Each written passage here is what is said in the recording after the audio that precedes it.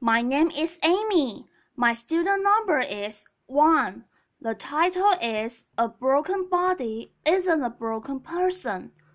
I am a freshman at NCUE.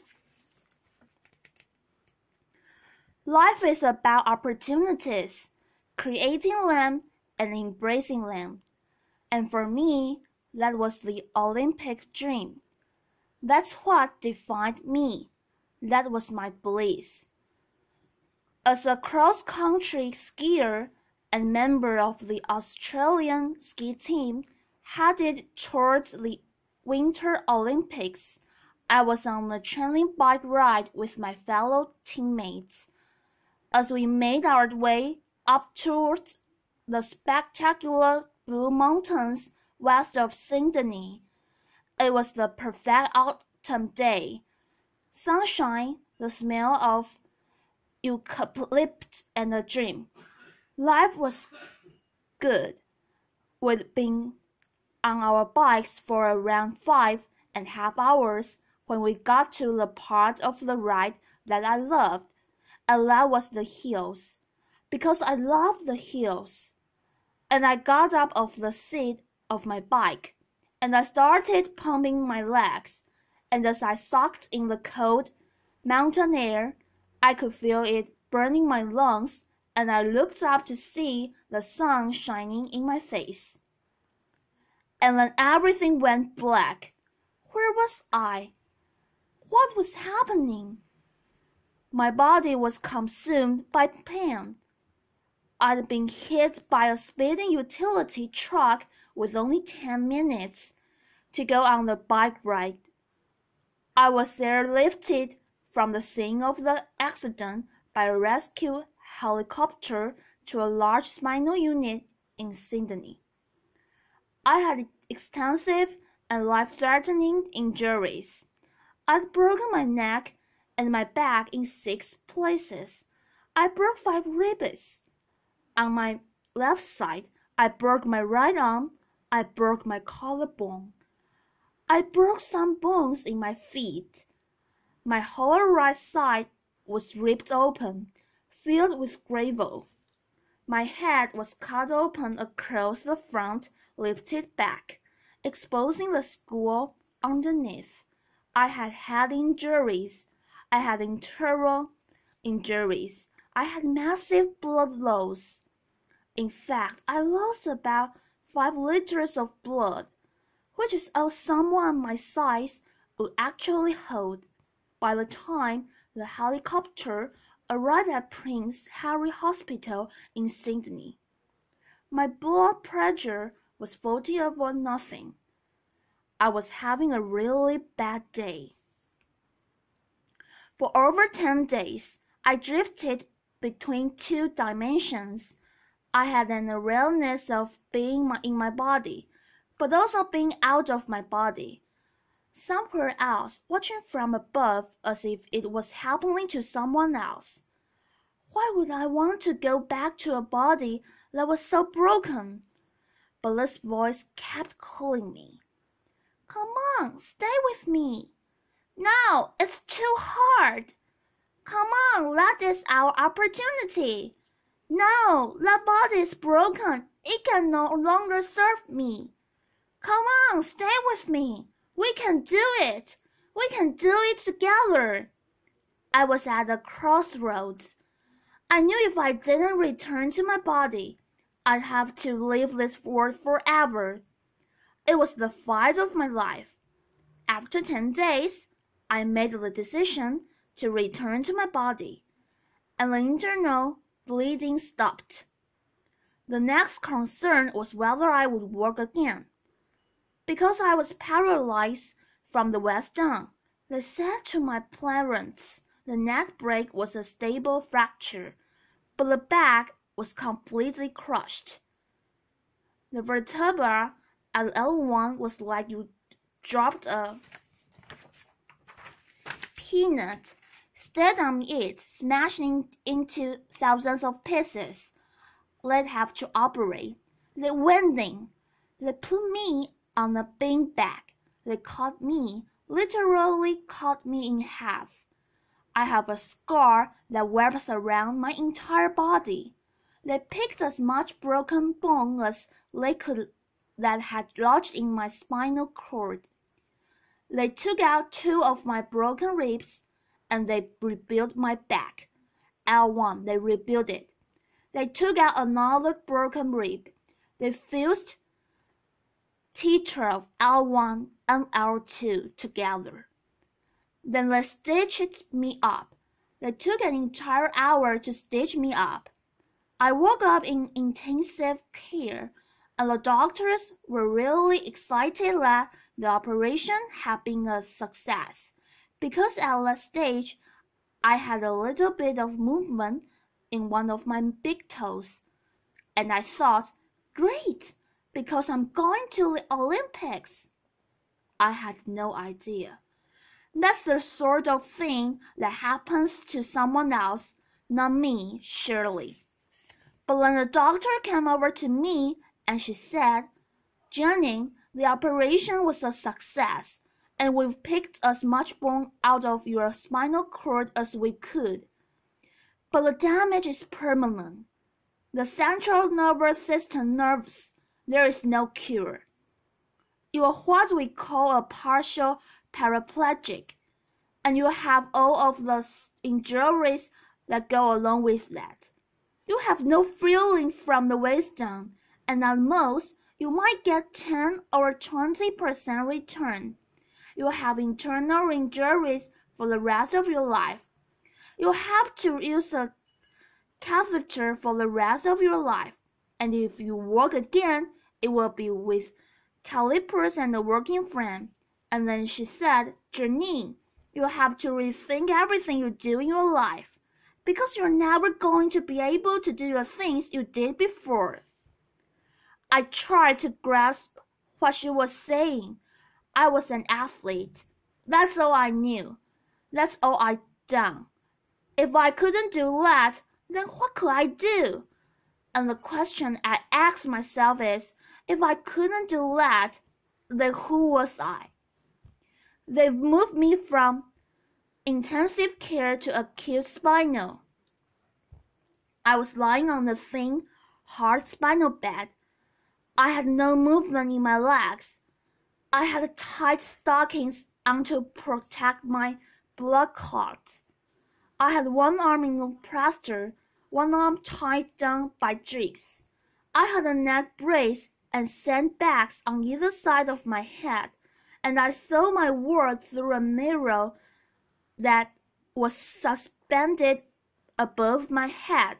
I shared the world with 5 other people, and the amazing thing is that because we were all lying paralyzed in the spinal ward, we didn't know how each other looked like. How amazing is that? How often in life do you get to make friendships, judgment-free, purely based on spirit? And there were no superficial conversations as we shared our innermost thoughts, our fears, and our hopes for life after the spinal ward. I remember one night, one of the nurses came in, Jonathan, with a whole lot of plastic straws. He put a pile on top of each of us, and he said, start threading them together. Well, there wasn't much else to do in the spinal ward, so we did. And when we finished, he went around silently and he joined all of the straws up until it looped around the whole ward. And then he said, okay, everybody, hold on to your straws. And we did. And he said, right, now we're all connected. And as we held on and we breathed as one, we knew we weren't on this journey alone. And even lying paralyzed in the spinal ward, there were moments of incredible depth and riches, of authenticity and connection that I had never experienced before. And each of us knew when we left the spinal ward, we would never be the same. After 6 months, it was time to go home. I remember Dad pushing me outside in my wheelchair, wrapped in a plaster body cast and feeling the sun on my face for the first time. I soaked it up and I thought, how could I ever have taken this for granted? I felt so incredibly grateful for my life, but before I left the hospital, the head nurse had said to me, Janine, I want you to be ready, because when you get home, something's going to happen. And I said, what? And she said, you're going to get depressed. And I said, not me, not Janine the machine, which was my nickname. She said, you are, because, see, it happens to everyone. In the spinal ward, that's normal. You're in a wheelchair. That's normal, but you're going to get home and realize how different life is. And I got home and something happened. I realized Sister Sam was right. I did get depressed. I was in my wheelchair. I had no feeling from the waist down, attached to a catheter bottle. I couldn't walk. I lost so much weight in the hospital. I now weighed about 80 pounds, and I wanted to give up.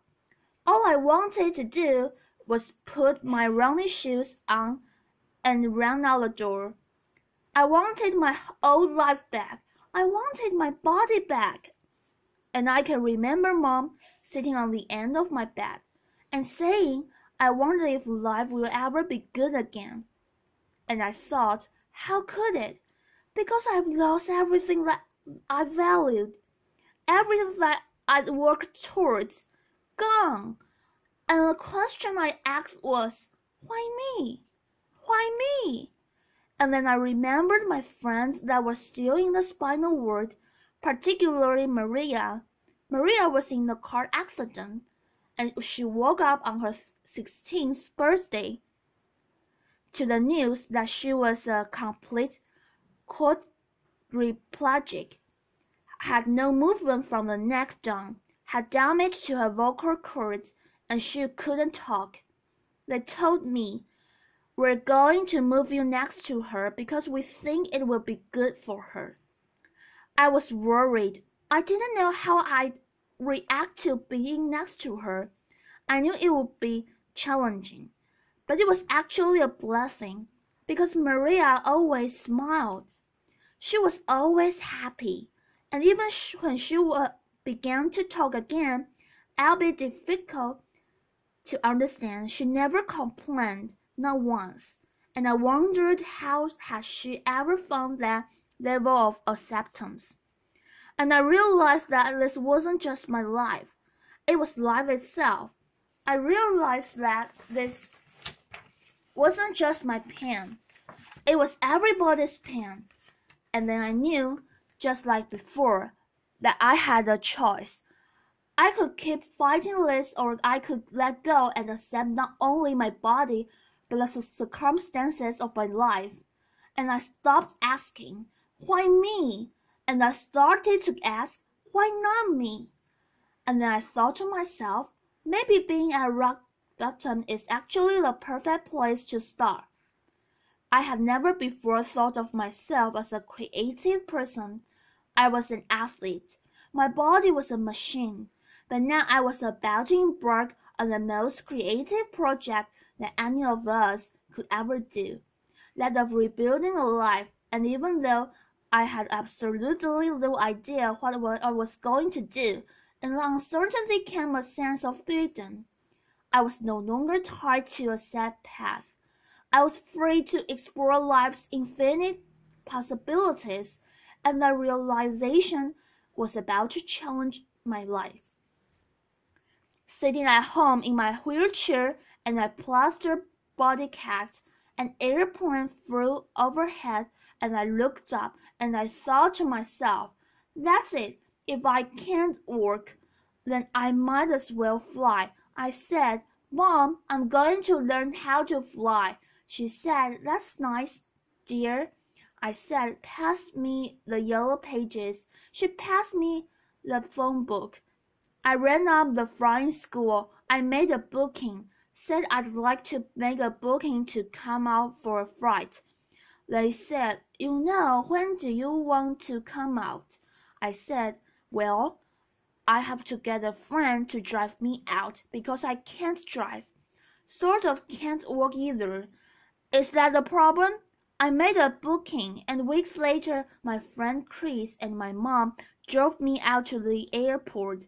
80 pounds of me, covered in a plaster body cast in a baggy pair of overalls. I can tell you, I did not look like the ideal candidate to get a pilot's license. I'm holding on to the counter because I can't stand. I said, hi, I'm here for a flying lesson, and I took one look and ran out the back to draw short straws. You get her. No, you take her. Finally, this guy comes out. He goes, hi, I'm Andrew, and I'm going to take you flying. I go, great. And so they drive me down. They get me out on the tarmac, and there was this red, white, and blue airplane. It was beautiful. They lifted me into the cockpit.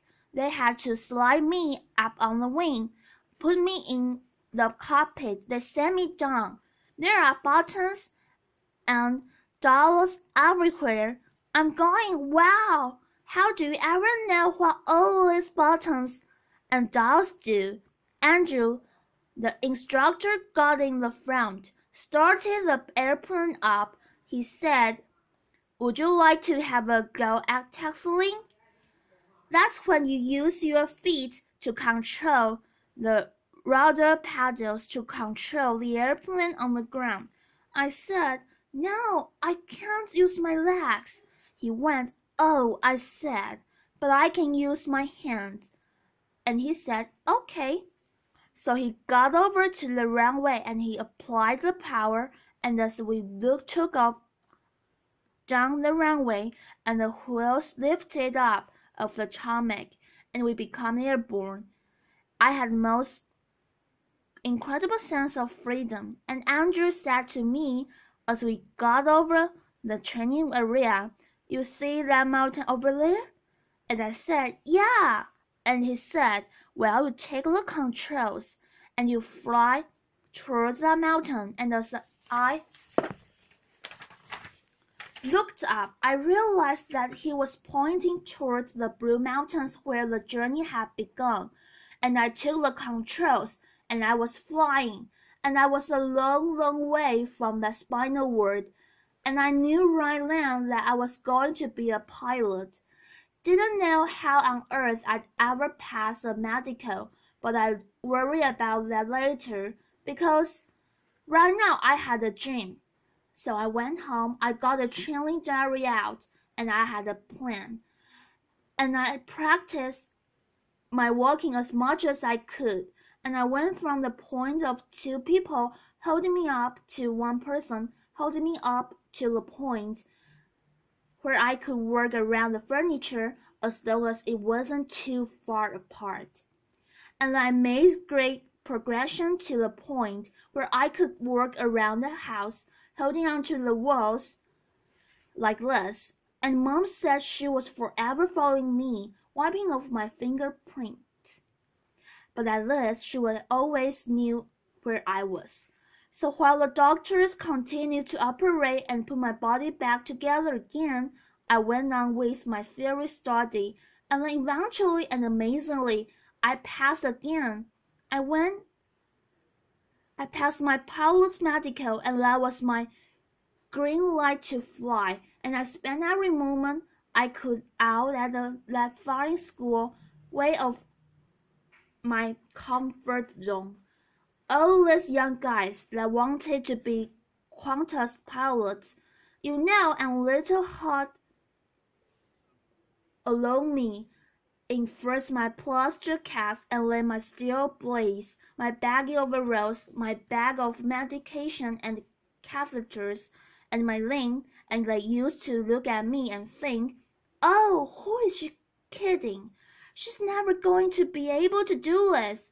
And sometimes I thought that too, but that didn't matter, because now there was something inside that burned that far outweighed my injuries, and little goals kept me going along the way. And eventually I got my private pilot's license, and then I learned to navigate, and I flew my friends around Australia, and I learned to fly an airplane with 2 engines and got my twin engine rating.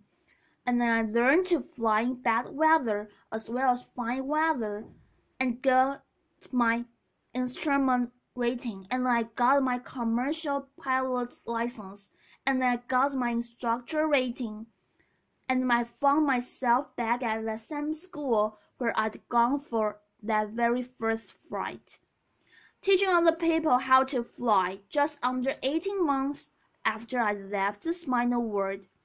And I thought, why stop there? Why not learn to fly upside down? And I did, and I learned to fly upside down and became an aerobatics flying instructor. And Mom and Dad never been up. But then I knew for certain that although my body might be limited, it was my spirit that was unstoppable. The philosopher Lao Tzu once said, when you let go of what you are, you become what you might be. I know that it wasn't until I let go of who I thought I was and that I was able to create a completely new life. It wasn't until I let go of the life I thought I should have that I was able to embrace the life that was waiting for me. I now know that my real strength never came from my body, and although my physical capabilities have changed dramatically, who I am is unchanged. The polar light inside of me was still a light, just as it is in each and every one of us. I know that I'm not my body, and I also know that you are not yours.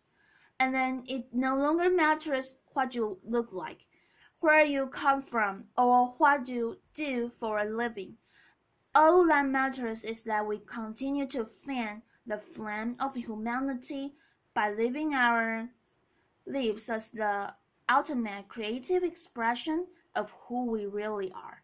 Because we are all connected by millions and millions of straws, and it's time to join those up and to hang on.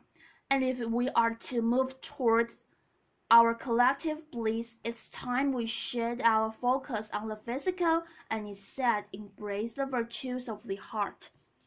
So raise your straws if you are joining me. Thank you.